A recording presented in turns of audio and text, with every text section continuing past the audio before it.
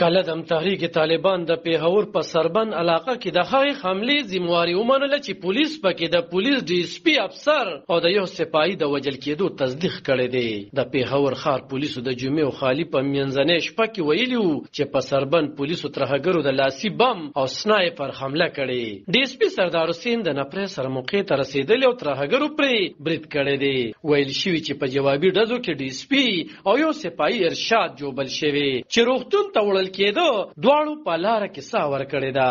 اس اس پي اپریشن کاشف افتاب عباسي ویلي چې د پولیس افسران او ګڼه نپرې د بختربند ګاډو سره موقع ته رسېدلي او علاقه یې په ګیره کې اخیستې ده.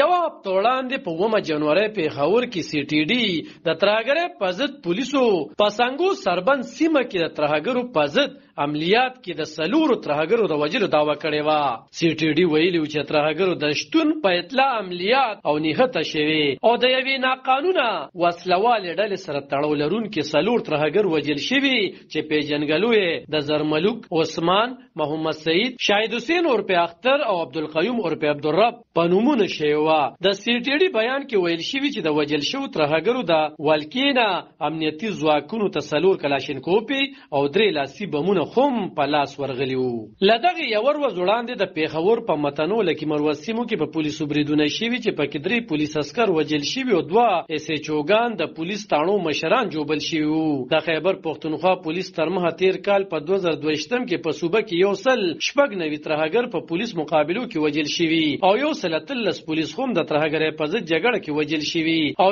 119 جوبل شوي وو. د خیبر پښتونخوا پولیس اډیشنل انسپکټر جنرال محمد علي باباخیل په 30 دسمبر مطبوعاتو سره د پولیس عملیاتو شمیرې شریکې کړې او ویلي و چې د صوبې سلور جنوبي ضلعې شمالي او جنوبي وزیرستان لکه مروت او بنو د ترهګرۍ ښکار پاتې شوي او زیاتې پیښې پکې شوې وې. د پولیس شمیرو تر مخه تیر کال په صوبه کې سی ټي ډي 806 ترهګر نیولي چې پکې د 90 ترهګرو په سرونو قیمتونه هم مقرر شوي وو. په 13 دسمبر د خیبر پښتونخوا په بنو سیمه کې یو شمېر ترهګرو او ترهګرۍ په ضد محکمې د پولیسو د مرکز دننه پولیس قابو کړیو او د هغوی نه وسلې اخیستې وې. د پاکستان د فوج ویان میجر جنرال احمد شریف ویلي و چې په بنو کې د سی ټي ډي په یرغمال شوي مرکز د عملیاتو په مهال فوج 15 ترهګر وژلي او 2 تسلیم شوي او 3 یې گرفتار کړي وو. پوځي ویان ویلي چې د وسلوالو سره په جګړه کې د پاکستان د فوج د یو صوبدار په ګډون 3 عسکر هم وژل شوي وو. په 2 جنوري د وزیر اعظم شهباز شریف په مشرۍ د قومي سلامتیا غونډه شوې او د پاکستان وزیر اعظم شهباز شریف بیا په ټویټر ویلي چې د قومي سلامتیا په غونډه کې ځینې مهمې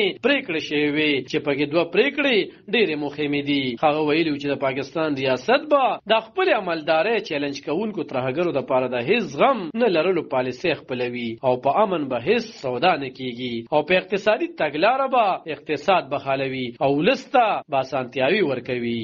علب خان شیرپو، دلبر نیوز 400.